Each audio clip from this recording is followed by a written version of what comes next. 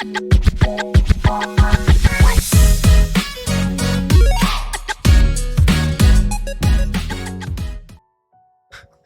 what's up, guys? Back with another video for the Katawa Shoujo. Back with it. Part 2 of no telling how long. But I actually enjoyed it a little bit, and we just got into the beginning of it last time, so I was actually down to play it again. So thank you guys for joining. Let's actually see where we get to now. I wake up in a strange room. Solid morning light shimmers against the light gray ceiling. I had forgotten to draw the curtains closed last night. I This is my room, isn't it? My room? This is the third room this year that I'm supposed to call mine. Various things around here remind me that... Sorry, the music was loud for me. Various things around here remind me that indeed it's me who is supposed to be one living here.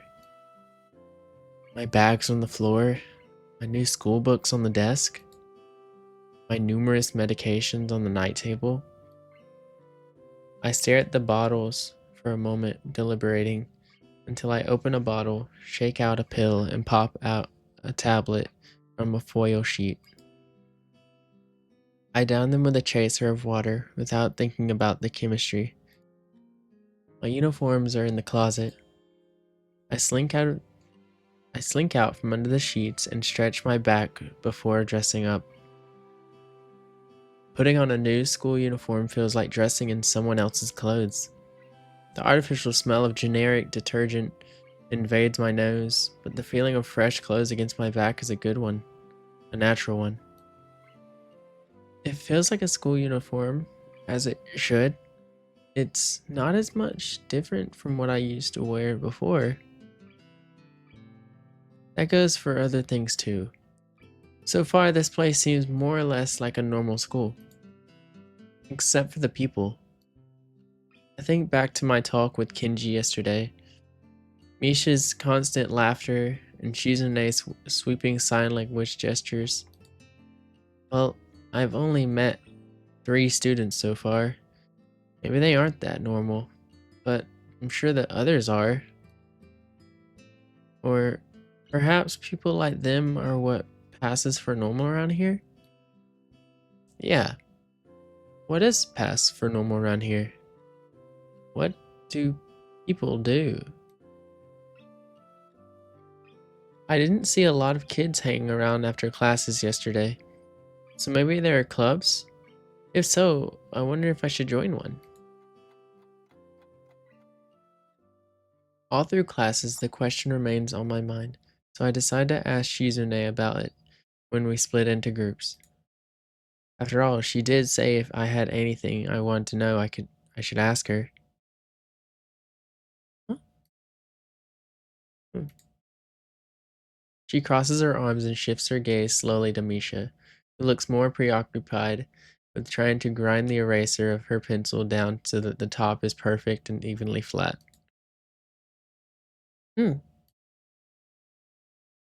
Aha! Sorry, Chichan. Is there something you wanted from me? Oh, I see. That's a good question, Chichan. My first thought is that means she doesn't know, which is worrying. Maybe I'm being too negative? Well, anyway, Misha, please don't prove me right. Oh, that's me. My first thought is that means she doesn't know, which is worrying. Maybe I'm being too negative? Well, anyway, Misha, please don't prove me right. Oh, that's right. Everyone is encouraged to join a club. A lot of people do so because there isn't really anything else to do. There are also school events, like the festival coming up in a few days. Almost every student in the school tends to help out with it, doing whatever. So, you actually transferred in at a busy time. Maybe you can help out too? Sure. What's the festival about? Misha freezes. Ah, ha ha ha ha ha! I don't know, Hichan. The truth is, it's a local event, and I'm not from this area, so... He starts to sign desperately to Shizune, asking her to bail her out. Shizune adjusts her glasses at the end of an oddly grandiose flourish and starts signing hard and heavy. Huh? Oh! Who cares? Misha puffs out her chest as she shouts Shizune's words out at me with a disproportionate amount of pride. Too loud. I can see heads turning to look in our direction. Not so loud. Human beings evolve with each new generation. The ideals and beliefs behind a festival will inevitably change with time. Now it's about delicious fried food and amusing little games that you play to win prizes. Haha. The teacher clears his throat very loudly, batting his long wooden pointer against his other palm like a baton. He shoots a pointed gaze at us. Finally noticing where we are, Misha stifles a yelp and quickly quiets down. Shizune doesn't seem embarrassed at all, though, brushing it off without a care. We are in the middle of class and should start working. That's right, Shi-chan. What? That's right. Shi-chan, are you asking because you're interested in joining a club? It could have been my eyes playing tricks on me, but I think I saw a suspicious glance exchanged between them. Misha's tone also hasn't changed, although it does seem that every other word anyway. Yeah, I was thinking about it. Misha and Shizune look at each other again. I'm about to ask what they have in mind when something dark flutters in my peripheral vision, catching my attention. Out of the corner of my eye, I see the girl with long, dark hair get up from her desk and slip silently towards the door. It doesn't seem like she was working in any group, and no one seems to notice her but me. I glance at the desk, who's also looking at the I glance at the teacher, who's also looking at the dark-haired girl go. Why doesn't he say anything? Hey, Chan, is something wrong? Do I look as uneasy as I feel? Or was Misha just looking at me, looking after the girl who left? No, nothing. Okay. Well, like we were asking, you don't have any plans for lunch today, do you? I thought I'd go to the library and pick up some books. Not really. You have lunch together then? Sure. Yay! Wahahaha. Okay, Hichan, perfect. Time passes. The rest of the class passes uneventfully. The rest of the class passes uneventfully. The girl with the long hair never came back. Before I have the time to put any more thought into where she could have gone, the teacher informs us that it's time to stop working. Shizune looks more than a little annoyed that we only just barely managed to finish all our work on time. I'm just glad we finished it at all. It's not a contest or anything. Yes it is, Hichan. Impossible. Really? Really? I've noticed this before, but it's kind of funny how Misha is always moving her hands and signing not only everything she says, but what anyone else is saying at any given moment. Obviously, it must be so Shizune can understand it. Her eyes dart back and forth between Misha's hands and me. I don't know who I'm supposed to be looking at. I'm talking to Misha, but that might be wrong. Maybe I should face Shizune? I'm used to looking in the direction of the person whose voice I'm hearing, but really?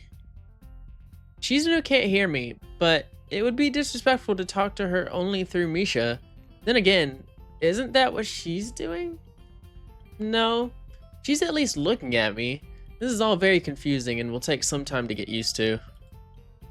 It's not a contest, because contests are competitions over a prize.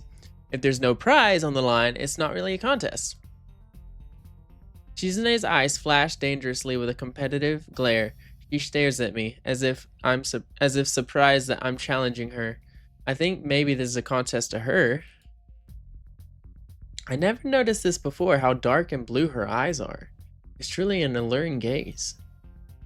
Are you sure, Hichan? Very sure. You're wrong, Hichan. Because I don't want to be the slowest one in the class. Therefore, what's on the line is my confidence in my abilities, and the prize is the satisfaction of proving them. Wahahaha! Shizune pushes her glasses up the bridge of her nose in a very matter-of-fact way. Oh, time to leave. Time for lunch? I argue more, but the bell rings, and she quickly gets up and picks up her bag, looking at me expectantly. I'm coming. I'd almost forgotten that I was supposed to have lunch with them. Where do you want to eat? The cafeteria? Ha ha ha ha ha, that's so plain. Okay, let's go. Plain?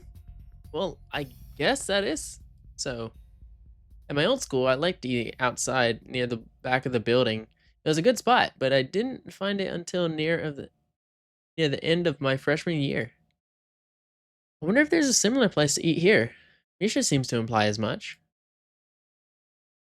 Shizune and Misha pull me towards the cafeteria, which is surprisingly not packed. Maybe some students favor eating in the classroom or outdoors. I saw some of my classmates had boxed lunches. After we finish eating, Misha picks up where we left off earlier. So, Hichan, you wanted to know about clubs and stuff, right? Right? Right. Shichan. Okay, I guess it makes sense to ask first. Exchanging little nods of confirmation, they turn to face me again, and Misha straightens her posture as if she's about to deliver a speech. Hichan, do you have anything you're really interested in? I used to play soccer, but I'm not really into it. I don't follow the teams and players or anything like that. As of late, I usually just read a lot. There's a book club, right, Shichan? Right! But it seems like they all have the members they can possibly have right now. Sorry, Hichan. It's a really popular club. Okay. But more to the point, Hichan, does this mean that you don't have anything already in mind? Not really. Good. Great. That's great, Hichan. Really great. Why is it so great? No reason. Well, Hichan, other than clubs and the upcoming festival, there is one other thing. Student council. I see. I didn't know this school had a student council. That was a very melodramatic setup, though, just to tell me that. I'm pretty sure the two of them know this, because Shizune looks a little embarrassed about it, and Misha is laughing. Shizune quickly retakes control of the discussion in a manner of speaking.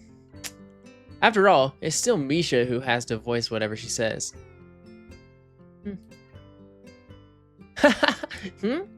Right. Hichan, maybe you should join the student council. They could use more people. Yes, definitely. You should definitely join. Why? Well, for one, we can hang out every day, Hichan. Shichan and I are both in the student council. Actually, Shichan is the president. I'm starting to get the suspicion that I'm starting to get the suspicion that Shizune and Misha might not exactly be the most unbiased people to talk to about this with. As if reading my mind, Shizune quickly adjusts her glasses and signs something to Misha. Of course! We're not trying to get you to join just because we would obviously benefit from you joining the student council and therefore have an incentive to try and get you to. So you're admitting that? Ha ha ha! No, we admit nothing. I mean, Hee-chan, of course it would be nice if you joined, and we'd appreciate it. But even with all that, joining the student council shows a healthy interest in the workings of one school. Yep, it's true, Hee-chan. Besides, don't you want to spend time with us after school, Hee-chan? A lot of Hee-chan here.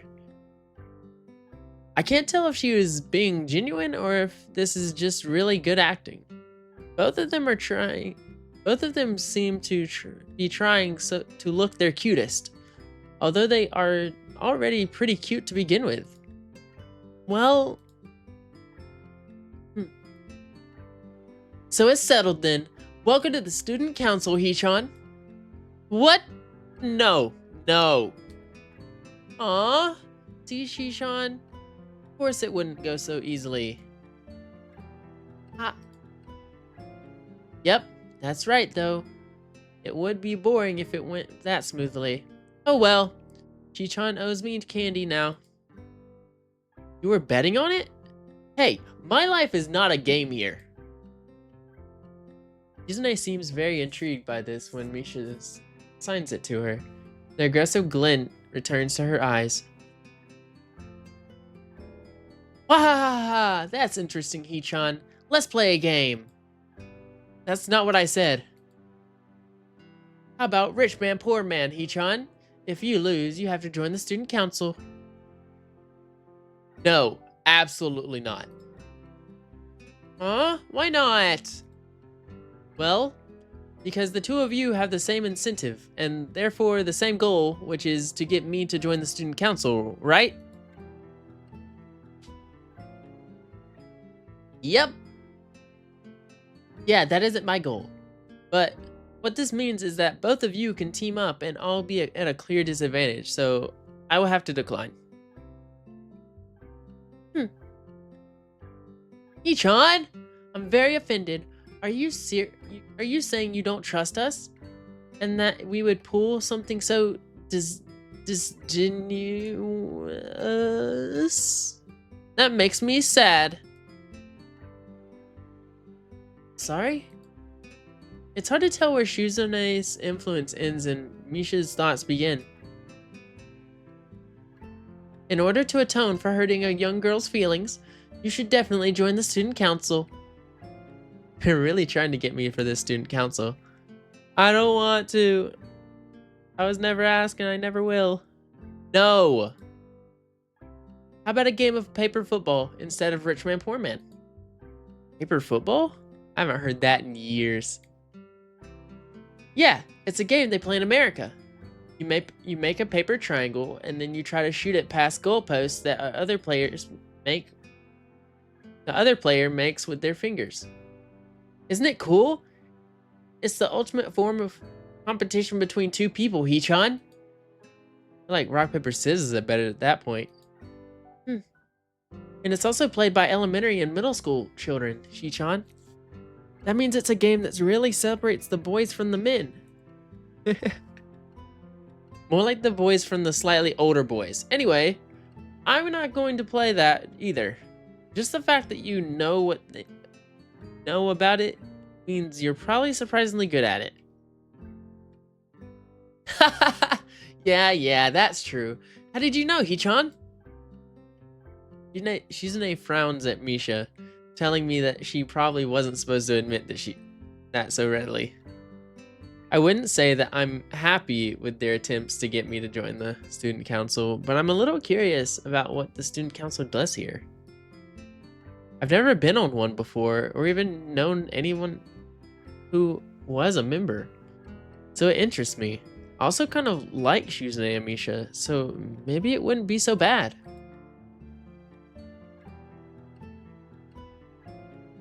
Okay, Hichan, how about Risk, the game of world domination? I don't know what that is. It's really fun, Hichan. You fight for control of the world with armies and everything. Sounds like Shizune would be good at it. It does sound like Shizune would be good at that. If you want to play, we can after school. Ah, really, Shichan? We can play just for fun, Hichan. Hichan hasn't played in a long time, so if you want to, there are no strings attached. Well, okay. Okay! Okay! Perfect! We'll see you after school in the student council room, then, Hichan. Wait, why there? Because that's where we keep the game. Wahahahahaha! I grimaced to tell them how much I do not like this, but it's more of a show than anything. So in the end, I agree, but only after getting Shizune to acknowledge that I don't mean anything concrete just by accepting to take a look around and play a game with her. Lunch ends and we go back to class. Hey yo, it's the long-haired girl. During afternoon classes, the long-haired girl comes back and sits down in her seat without a word. Again, no one seems to notice, or if they do, no one says anything. I want to ask Misha about it, but I don't want to be nosy. After school, I have hair flying in front of my face. Symphony. After school, Shizune and Misha quickly find me by the first floor lobby and latch onto me, covering each flank in case I might try to escape. I feel a little offended, but I'd been considering it, man, dude. Nevertheless, I'm a bit disturbed that enough people have made a break for it in the past that they're on their guard. What's with the escort? That doesn't make me feel very comfortable. In fact, it makes me feel like a dangerous prisoner being transported to his cell. Wahahaha! Nothing. What's wrong, Hichan? That's right. We're just going to play a game of Risk, remember? I don't know, Misha. This all seems a little sinister to me. I started thinking that when we sit down to play the game, they'll tie me down and torture me until I agree to join the student council. Well, that's highly unlikely, but still. For some reason, it just seems like it would be so plausible. I like the music, like just keeping the vibe of the game. Turning down the wrong one though. Turn it down just a little bit. Getting to the student council room is as simple as turning two corners from where we started. What? That's it? This makes you guys being so on top of me seems a little silly. That's not true, Hichan. Shichan says that when their life is threatened, people have shown the capability to pull off superhuman bursts of speed. Life is threatened?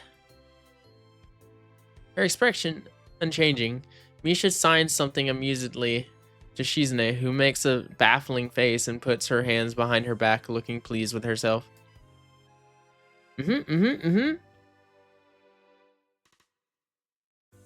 Misha feigns deafness and hums cheerily. Stop that! I know you heard me. You have no excuse, unlike Shizune. Shizune opens the door to the student council room. It's a very plain, sparsely decorated room. Although it is quite large, maybe even a little larger than a classroom. There's a big table in the center, surrounded by chairs, and a smaller desk prominently placed in the back that I assume is Shizune's. There are a few regular desks and chairs stacked to one side as well. Extras, perhaps? Aside from the tables and chairs, the room doesn't have much else to offer. Just a couple of filing cabinets and bookshelves stacked with old school records and documents. Not much else. In fact, nothing else. This is a pretty bleak room. They could at least put a potted plant in here or something. But the most noticeable thing that this room doesn't have is other people. Are we early? No. What do you mean, no? Does it mean nobody else is coming today? It's just us. Yeah, that's right. Before I manage to ask that's the case, Shizune claps her hands together very energetically. Hmm. Hey-chan, let's play Risk. Come on, you promised. Didn't you? You have to. Aha! Okay. You want to know the rules? We can explain it to you while we set up everything. Ah, I'm getting words mixed up. Set everything up, set up everything. While Misha is talking, Shizune takes out what looks like a board game from behind one of the filing cabinets and throws it on the table. All the pieces go scattering everywhere. Actually, this looks kind of interesting. After Misha spends a little too long for her liking, running through the basics with a somewhat vague and confusing tutorial, Shizune cuts in and declares the game has started with a decisive motion, slicing her arm through the air. Shizune's aggressiveness is rubbing off onto me. I start feeling more competitive than I intended to be when I agreed to this. Let's win. Halfway into the game, while I try to ponder how to defend against Shizune's assault from two fronts, she breaks my concentration by drumming her fingers on the table to get my attention. Huh? Shichan? Shichan wants to know that... Oh, Shichan wants you to know that you are taking too long to make a move. Shichan also says that she will let you keep Australia if you agree to join the student council. I thought this game was with no strings attached. Just the fact that she would dangle that over my head as an offer means that she knows I care about the outcome of this game. And anyway, no. John admires your fighting spirit. It would be so benevolent. It would be a benevolent dictator who will spare your people if you agree to join the student council. Wahahaha! So competitive, Shizune. She seems to take this as a compliment. I would expect the student council president to be more magnanimous.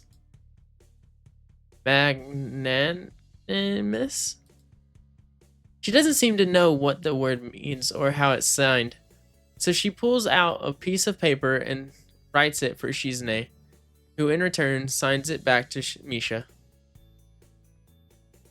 Misha presses her index finger against her temple as if trying to physically imprint the word into her memory. Suddenly, Shizune bursts into a flurry of gestures. Misha looks daunted by the pace of her heated signing. Wait, please slow down, Shichan. Hichan. Shichan says you're going to lose. Tell her I will crush her world empire with my rebellion. Okay. Those eyes of hers shine like childlike belief. Mischief. I actually like that look on her. She says you have no choice if you keep playing like this. No, you won't. She has a point. Attack aggressively. It's a trap. It's smarter to play defensively here. I'll attack aggressively. It's either really mocking me or trying to trick me. I have nothing else to lose, though. So I might as well try something different. Maybe if I spread out my forces and try to control more territories, I can recoup the advantage. Shizune seems to focus on conquering whole nations, so maybe I can sacrifice my hold on continents to gain more small countries. It's worth a shot. A few turns later, I end up losing the game anyway. Yeah, I figured it was going to be a lose-lose situation.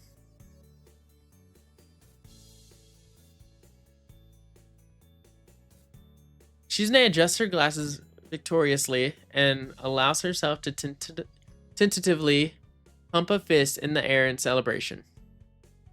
Yeah! I win! I win! Yay! There's no need to translate that. It was pretty clear. Wahahaha! Don't look so sad, Hee-chan. You were really giving it your best. That's what I thought. Sometimes your best just isn't good enough. Though, if anyone else knows that, it's me. You did very well for someone who just learned how to play today. I'm gonna drink some water. Hee-chan, you attacked Iceland and North America at the same time. That's a very daring move. Hee-chan is impressed.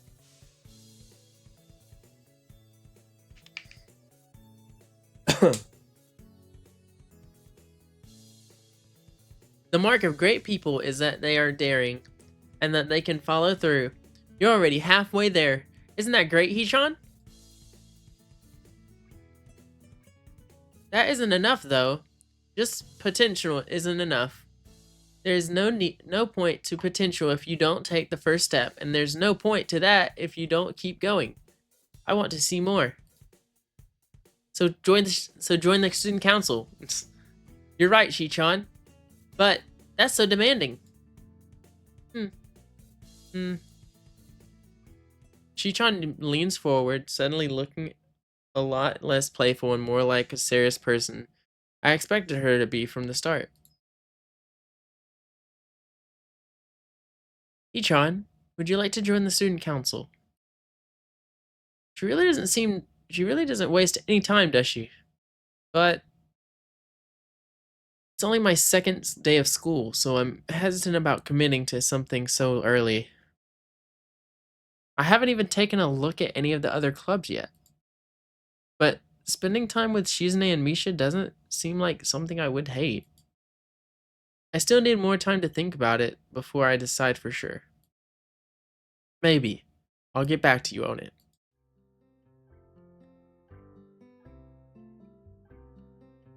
Okay, Hee-chan. But I hope you're not just saying that so we don't feel bad.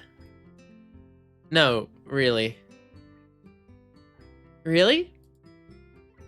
Hee-chan! If you're going to say that, you're saying that it is definitely the truth, and there can't be any mistaking it.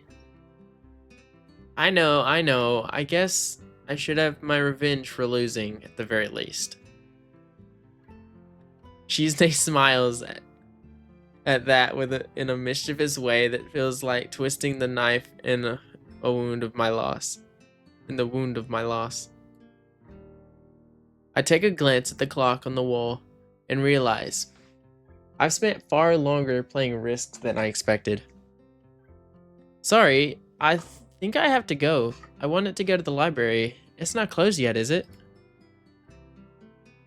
Shizune scratches her head and gestures at Misha. How hard can it be to determine whether the library is open? There's a clock right there on the wall. It should be, unless the librarian is absent. I think you're right, Hee-chan. We think the library is open. It's on the second floor. Can't miss it. You want us to show you where it is?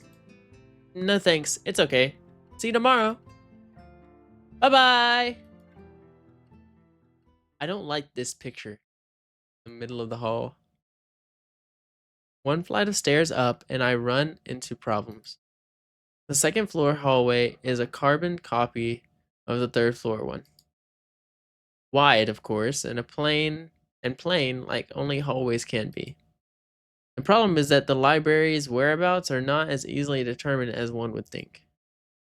The classrooms are marked with signs stating which class they belong to, but then there is the plethora of other unmarked rooms. Is the library one of them, or is it just somewhere down the hallway? I bet on the latter and choose my direction at random. After I turn around the corner, an unmarked door draws my attention because it's not closed. It's not open either, though, just barely ajar so that I can see it's open and nothing else. It would make sense for the library door to be invitingly open, and while this one is not quite that, it's good enough. At the very least, it means that someone is inside and I can ask for directions, no matter how embarrassing that is. I gingerly push on the center of the door with my fingertips, every muscle in my arm ready to pull back at a moment's notice. Were we scared of something inside? The feeling of being an outsider to this school can't be shaken from my mind, so much so that I instinctively fear doing something wrong by entering. I was not ready for that door noise. The door slowly creaks as if groaning from a deep sleep, though is much easier is much easier to open than I anticipated. Leaning over and poking my head over ever so further inside to gain sight of the room as fast as possible, the meek hello on my lips is quickly snatched away.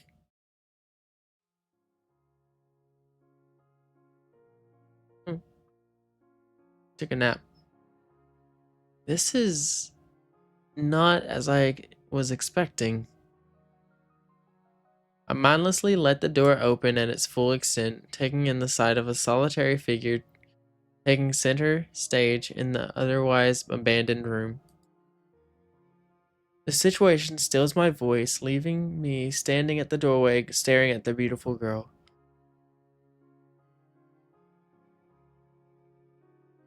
Evidently, having taken her time to assess the situation, the girl gently puts down her teacup and opens her eyes but doesn't look at me. Hello there.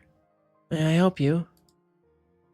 Staring directly in front of herself, the movements of her lips seem to break the silence rather than the words.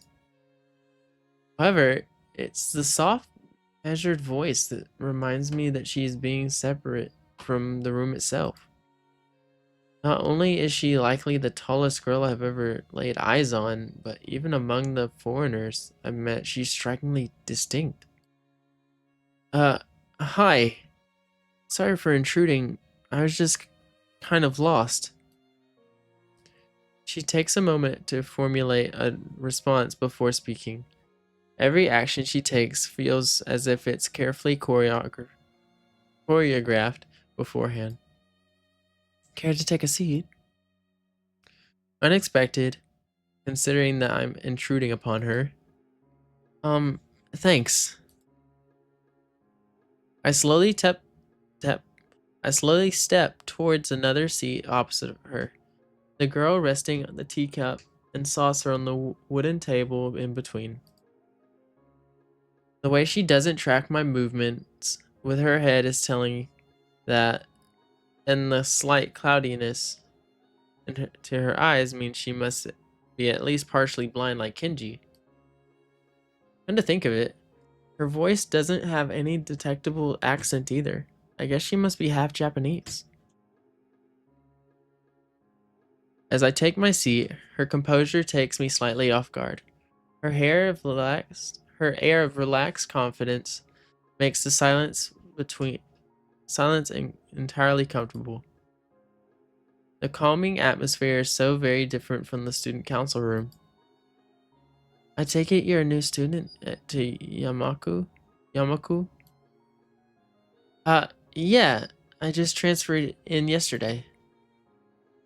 I get the distinct feeling my speech patterns don't match the formality of hers, insinuated by her restrained bow of greeting, one which is hastened to match. Before realizing the futility of the action, I'm Lily Sato. Sato, pleased to meet you. Hisso, Hisso Nakai.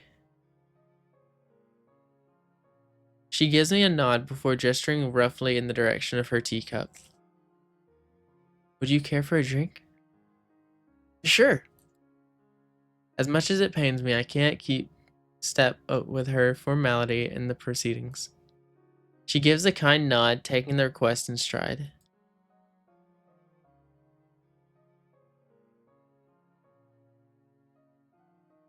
Without another word, she steps off the chair and prepares a second cup of tea from a collection of supplies laid out along a shelf. A brush here, a brush there, her left hand often lightly touching the side of whichever container she's pouring into. It seems to be a process she's followed dozens of times before. As I lean sideways to see around her back, she seems to use her long, dainty fingers to measure the right amount of water in the cup. It's one thing to see the different disabilities the students in my class have, but it's quite another to see how everyone seems to adapt. Shizune and Misha have no problem with working together to communicate to me, and Lily herself seems to have workarounds for problems I'd never thought of. While I feel slightly guilty about her doing the work, she seems pleased to be following the correct process of the offer preparing the drink. So, her soft voice brings me out of my silent observance. Which room were you looking for? It's not often this classroom is visited after school. The school library. Shizune and some classmates told me it was on this floor. She finishes pouring water into the teacup as she nods, a small metallic tapping coming from the teacup indicating it being stirred. I'm aware of Miss Hakamichi, as are most students. As are most students. To be with them means you're in this class 33, no? That's right. The science room with Muto. She gives a small giggle before setting down the teaspoon and slightly walking towards the table, teacup and saucer in hand. He's quite a character. I imagine you'll come to like him. Most do. As she sets down the tea, I gently take it and have a sip.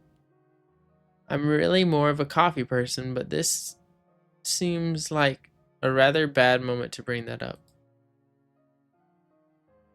Nonetheless, the smell's quite nice. I hardly think it'd be hard to choke down. Thanks, Sato. It tastes really nice. She smiles and quickly waves her hand in front of her face. Lily, please.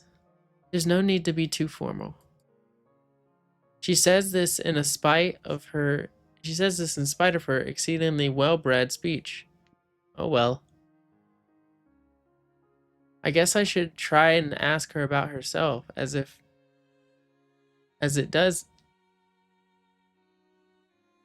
really does seem as if she's catering to me. So which class are you from? Or, so which class are you from? I imagine it's one of the third year classes. Correct. I'm in class 3-2. 3-2, which is on the third floor, same as yours. It's taught by Miyagi, and it is especially for both blind and partially blind students. See, you mean, sorry. Feel like slapping myself for the fox paws.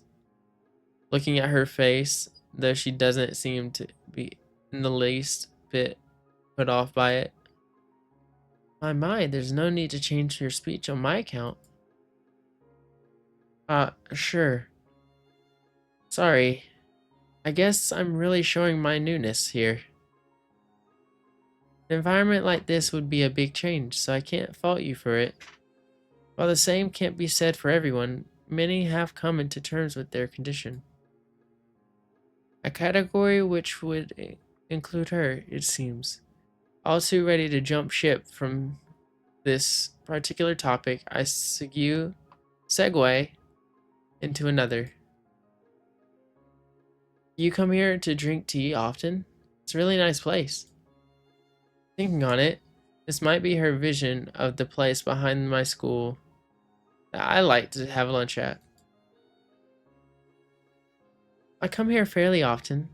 During lunchtimes, my duties as class representative don't leave enough time for an official club, so as a friend, I use this room for having tea. Class representative, huh? Compared to Shizune, her mannerisms seem like almost completely opposite. While Shizune is blunt and fiercely driven, Lily seems relaxed and calm, almost aloof. When to think of it, she might be the useful. Come to think of it, she might be useful for a less biased view of the students of the school's club. What kind of clubs are there to join? More popular ones are the track and field club, which is the field near the school during lunch times, and basketball club, and the book club in a near room from the library. And also there are also numerous small ones too, those such as the art one and music one. At a time when I'm just wanting to get on my feet, rushing into a club right away seems slightly unappealing. I wonder if this school shares the same rules as my old one. Is it compulsory to join a club? It isn't, though it is encouraged. Ah, good. That's a relief. I've really I've really let down my guard. This girl to let such a thing slip out. The fact seems to slightly amuse her. Not wanting my tea to get cold, I finally start drinking it as Lily does the same. As I look over to the window over her shoulder, I'm gonna turn down the volume in my ears.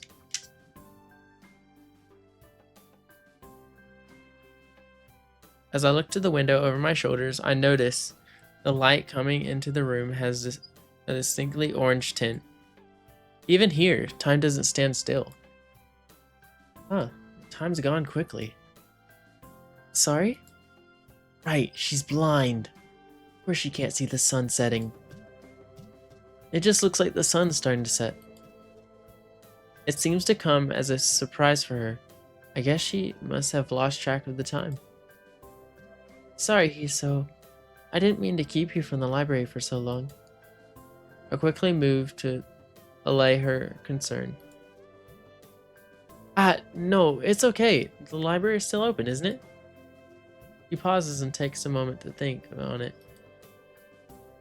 It's probably something I should have asked Kuzune when I had the chance, but Lily seems likely to know in any case. True, it's open until 6:30 during weekdays. A quick glance at my watch confirms I have well enough time to get there. I might get going in that case. It's been nice talking with you, Lily. She smiles and gives a deep nod, her hands still neatly folded on the table in front of her. It was my pleasure. Oh, come to think of it, shall I show you to where the library is? I couldn't possibly ask for more help. I should be able to find it all right. Well, unless my navigational skills fail me, which they seem to have a habit of doing.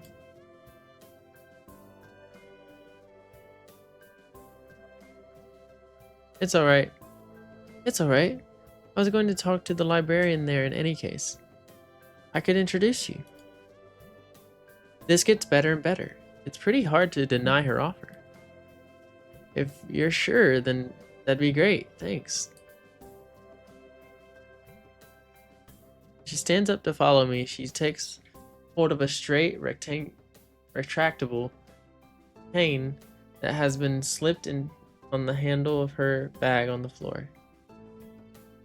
Compared to the cane the boy in my class had, Lily looks much more thinner and longer. It must be for support, whereas Lily's is for navigation. Together we leave the peaceful room and enter the empty hallway on the way to the library.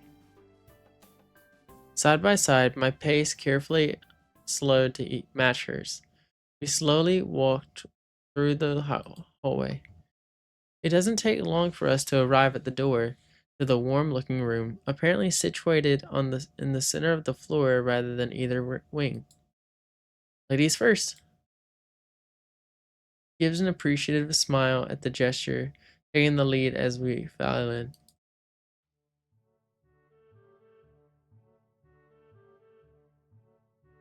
To the left is the wooden library counter, with the library proper being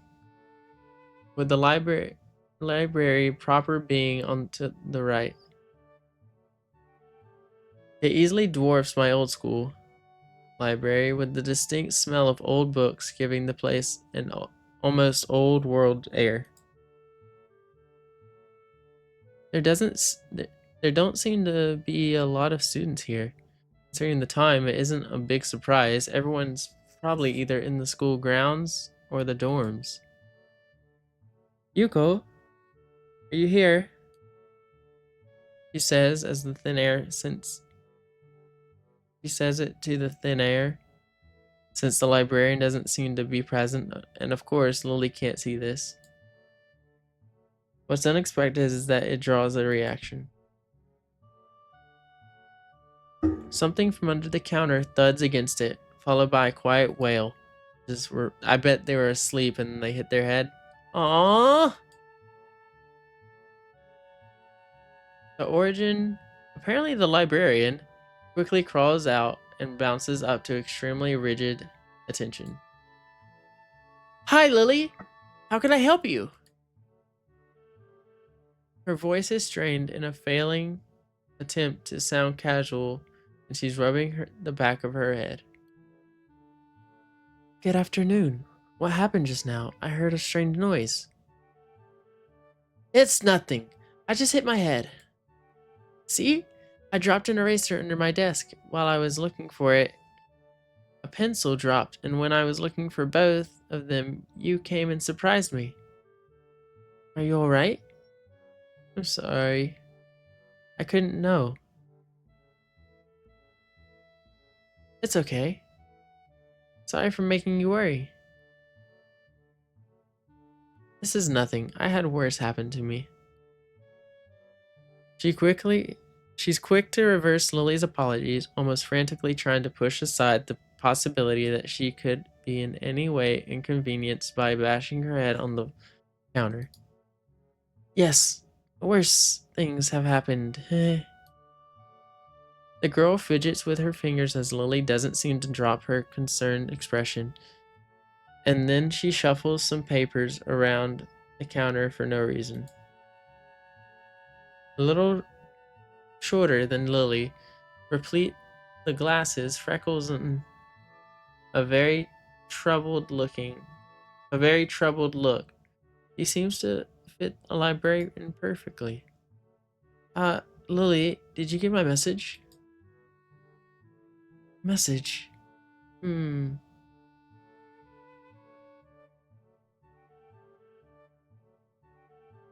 Oh, the 2 imported books that arrived. Right. They finally came. I can't believe it took so long, but...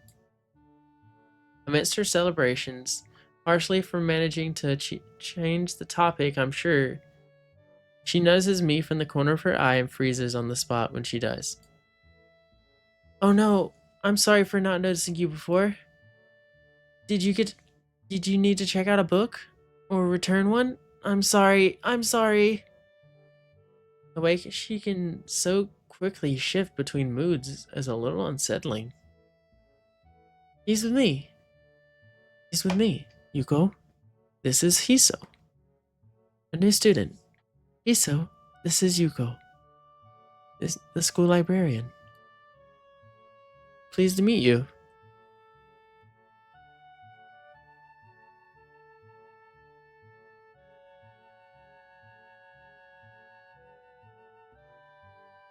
Iso. Right. Iso. Pleased to meet you too, Iso. For a second, she visibly attempts to engrave the name of her on her mind so she won't forget. Yuko often arranges to import foreign books in Braille for me. Would you like to tell Hiso a little something about the library? Lily's innocent suggestion is met with an expression of adjacent terror. Please, Lily, I can't. I don't know what he could be interested in. This is too much responsibility. How's it any responsibility at all? I don't get it. But her objection is so sincere, I don't doubt for a second that she would rather disembowel herself on the spot than tell me where the light novels are. But there are a lot of books in Braille here? I attempt to save the day by asking the first thing that pops into my head. It seems to work, at least partially, as Yuko seems to not exactly relax, but at least look slightly less tense.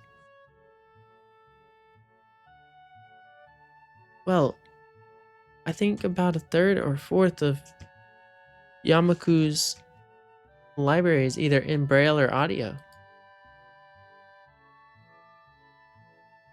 Makes sense, given all the blind students that'd be here. If it's only that, how come this library is so big in the first place? Um, well, we get a lot of new books regularly because the library is adequately endowed. That's probably why. They spend more on new books than on my salary, and then I have to organize and shelve all of them. Wow. It's so troublesome, and they weigh so much. I wish I could quit this job. Aw. A very awkward silence follows this revelation of too much information. I'll go check the aisles then, if you don't mind. It's probably best for all of us if she doesn't keep talking to me. Very well. Meanwhile, Yuko, I would have those books if it's alright with you. I would have those books if it's alright with you. My first impression was right. The library is surprisingly big. Ambling down the narrow aisles, I study the spines of the books in random order, occasionally sliding one out to read the blurb, taking it with me if it looks good. In a few moments, I have a respectable stack of books in my arms. I guess I'll never be stuck for choice here. The normality of the library sinks in. Sure, there are large print and braille books scattered throughout, but it is what it is, a library. As is it. It's as if the calm mood from the room I had tea with Lily and snuck with us in here, unless unless it was here to begin with. Something about that puts me at ease, just like before. I reach the end of the aisle and go find a collection of desks set up for study or personal reading. Going a little further, though, I discover a nice quiet corner at the back. While the rest of the library has the odd student sitting at a desk either reading or stealthily sleeping, the back is pretty much deserted. As I glance around, I see someone who I recognize sitting on one of the several beanbags. Yo, it's the long black-haired girl. It's the dark-haired girl from my class, the one who snuck out of the classroom earlier. She's reading a book, keeping it close to her face, which makes her look like she's really into it. From the way she was acting today, I had her pegged as more of a delinquent than a bookworm. In fact, her mysterious disappearance from the class raises all sorts of whys in my head. Intrigue floats slowly but surely towards the surface, and before I know it, I'm walking towards the mysterious long-haired girl. I guess there's no harm in introducing myself as I would with anyone else. She's a classmate after all. Walking over to another beanbag, I take a seat and lay my books beside it. Ah! The girl starts looking scaredly up at me from beneath her fringe. This is the first time I've seen her this close. Underneath her long, dense bangs, I can see the part of her face. At least a third of it, if not half, is pretty badly scarred. My eyes are immediately drawn to the scars, subconsciously peeking past her hair until they meet her own eyes. For a second, I am shocked and divert my eyes to the book in her hands, before I realize that looking away probably only makes it worse. It takes too many seconds to collect myself and remember what I walked up to her for. I'm sorry, I didn't mean to startle you. Hi, I'm new here. Iso Nikai. We're in the same class. I just transferred here the other day. Maybe you don't remember? I did a self-introduction too. I like soccer. That's only all I can say, I think. The girl still doesn't say a word but simply stares at me, wide-eyed. I'm still getting used to the place, so I'm trying to meet as many people as I can. So, what's your name? Hanako. Purple-haired Hanako. Got you. Her speech is stuttering and so quiet that it is barely audible even in the still library. Somehow, I think my delinquent impression of her was wrong. Hanako, eh? So what are you reading? She gently tips the book backwards so that I can read the title, at the same time hiding her face behind it. She must have noticed me staring before. Life of Pi? I've never heard of it before. What's it about? A boy and a tiger on a boat. I can see this taking some time. Sounds interesting. Is it any good? She nods from behind the book, but stays silent. She looks kind of tense. A bit like Yuko earlier, but in a different way. More like petrified with terror, I'd say. So the mysterious delinquent girl turned out to be anything but, and she is quivering in a way that makes it look like she is mortally afraid of me. The only way out of this, as far as I can tell, is to try to get a normal conversation going. Is the library book? I'm looking for new ones to read, but there's just so many. No, it's mine. Oh, so do you come here often? A huge blush spreads on Hanako's face, and her eyes widen far larger than I thought it was possible for her eyes to do. Uh-oh. Did she interpret my lame attempt at small talk as a feeble attempt to pick her up? I mean, I didn't mean it like that. I... I... I... I... I've got to go do something! Without warning, Hanako takes off and runs toward the counter. It took me a second just to actually read that. I was like, no, no, no, I've got to go do something. I've got to go do something, yeah. Her hair-like takeoff catches me so off guard that I don't manage to go after her until she has a good head start. By the time I reach the counter, she is nowhere to be seen. Lily and Yuko are happily chatting away. Knowing that I won't be able to catch Hanako myself, I approach the girls. Hey, did you see... notice a girl run past here? Maybe. What did she look like? There's only one girl that was running in the library, right? Long dark hair, kind of shy. She had Well, some scars on her face. You wouldn't be talking about Hanako, would you? Yeah, that's her. I saw her reading and I tried to talk to her, but I think I scared her off or something. Oh dear. Yuko, would you excuse me? I had better try and find her. Sure. I'll just hold on to these until you come back. What's going on? I'm sorry, but I'll have to explain it to you some other time. Right. I'll see you later then. I'm actually gonna have a conversation with the librarian that she's really shy. I guess I did just try to conversate with a girl that like apparently ran out of the room. I guess that does make sense. Lily hastily grabs her cane and hurries out of the library, leaving me alone with Yuko. I don't think I'll ever get the hang of this place. Did I do something wrong? What did you do? Nothing! I just talked to her. Tried to get to know her. Didn't even manage to get started. Yuko sighs and looks awfully bothered, even more so than she did before.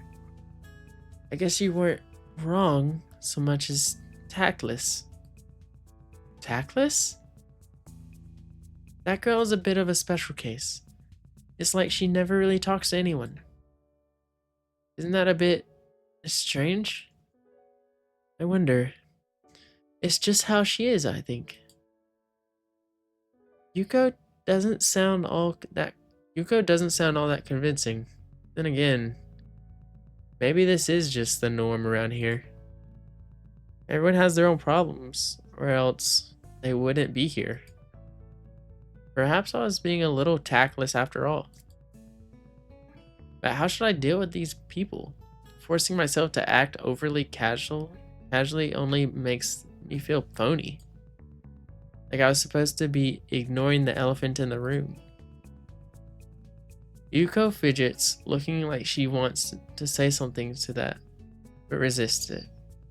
I think it's an elephant only if you feel that way. I guess she doesn't have a good sense of self-restraint. It makes me smile, and she blushes heavily. What? Did that sound stupid? No, it sounded really wise. I guess you're right. It's more about me than anything else.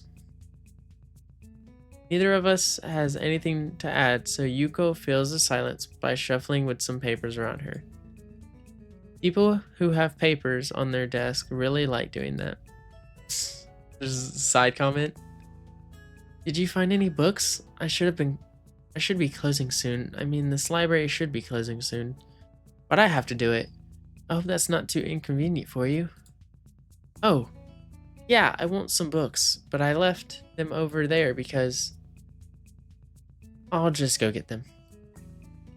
I fetch my stack of books from beside the beanbags where Hanako and I were sitting and return to the counter.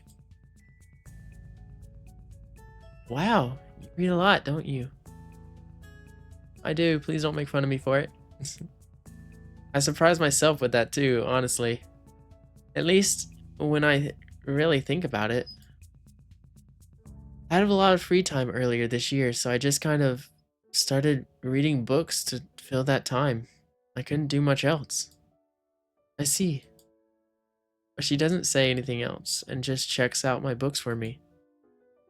I guess this is what they call tact? Holding the library books with one arm, I trawl my pocket for the key to the door. A sudden sound from behind startles me, making me nearly drop the books I'm carrying, or the key that I almost managed to get into the lock. Who is it? I turn around to see who is talking to me. It's Kinji. He seems to be in a friendly mood, although the lights glinting off his glasses in the dark gives him a sinister look. It's just me. This makes him pause and lick his lips nervously. Who is me? I don't know anyone called me. Are you some new guy again? His voice is suddenly strained and quick. Yes, but we've met before. Yesterday? I don't think so. I would remember someone whom I met only yesterday. When was that? What day is it today? I try to ignore him. Is he joking? Or what? Prove that we've met before. You live across the hall. You're Kenji. Kenji jumps back, his eyes filled with an uncomprehending fear. How did you know my name? Dang! This can only mean one of two things. Either we have met, or you are telling the truth and I just can't remember it. And you are a spy. Pauses. Psychic spy. His eyes dart around me, trying to peek into my room, although it's hard to believe he can see anything through those thick glasses. His mood swung from friendly to manic in less than a minute. I'm not psychic. How did you know that? I'm not a mind reader. Or how do I know that? I don't know. I didn't actually get to read it fully. Kenji points a finger in my face demandingly. Unlike you! Stop that, man. We met yesterday. What's wrong with you? I live in this room. Lies! If you think you can pass as Hiso because I'm legally blind, you are sorely mistaken. You don't even look like him. I mean, the resemblance is real. Real slim. Maybe at the distance, but who do you think you're kidding? I want to grab him by the shoulders and shake him. Exasperated, I rub my eyes and let out a heavy sigh. Stay there! Kenji comes closer, one careful step at a time. I stay still, lest he assaults me physically. Although I doubt he could do much damage even if he did. Oh wait, I see it now. Dang! It really is you! Sighing again, and then once again, for good measure, I step backwards just in case. What's up, man? You don't look too good. I think... something wrong? I don't know. Just had something stupid happen to me. Few stupid things, actually. Even if you discount this one. I can't get a proper touch on other people here. And I have no idea if it's because of me or because of them. I don't know why I'm telling this to Kenji. It's not like we've had any contact either. That's rough, dude. Yeah, I'm sorry about calling you a psychic spy and all that, but you can never be too careful. It's the hard reality we live in. I'm slowly starting to think that Kenji isn't necessarily living in the same reality as the rest of us. You see, this is how it is. Lewis world. There's no justice. You see? Even when I lose, I win, because I don't lose the lesson. What does that even mean? It doesn't matter. He dismisses it flatly with a wave of his hand. So, what happened? Why the long face? You have a long face? It's nothing. I just scared some girl off accidentally. Literally too. She actually ran away from me. It was my fault, really, I think. I'm not really used to all this yet. A girl? Cute one? Cute? That's a hard question. She had a nice body and a really beautiful hair, but the face? I guess it could go either way.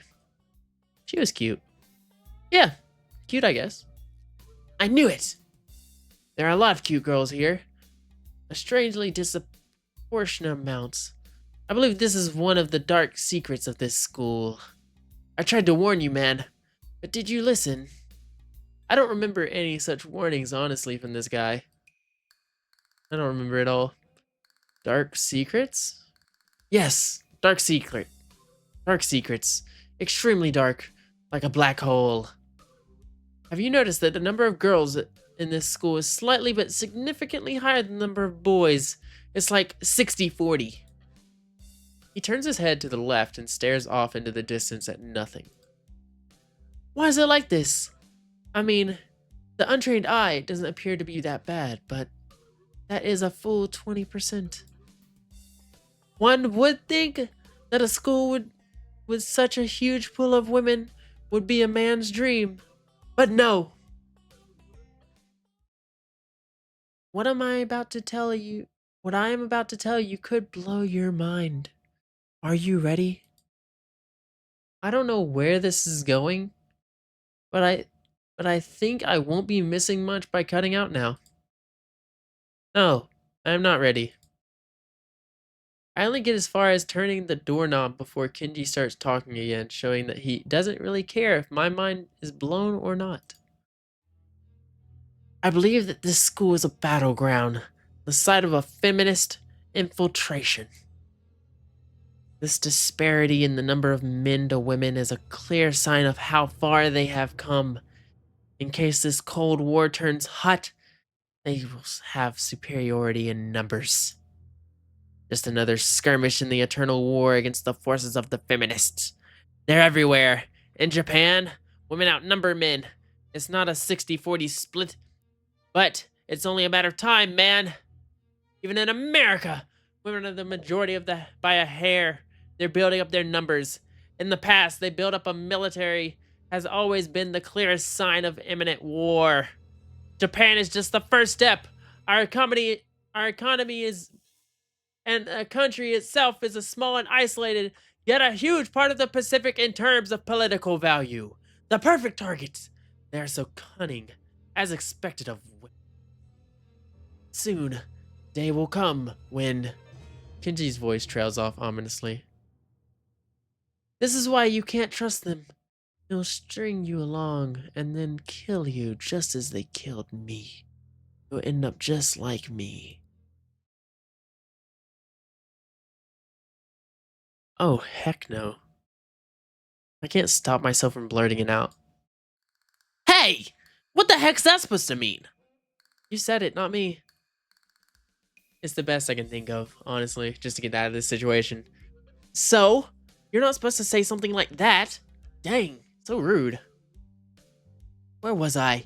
Oh yeah, vast feminist conspiracy. Stop it. Stop. I lost you way, way back there somewhere. Somewhere around the feminist infiltration. Too hard to follow? It's cool.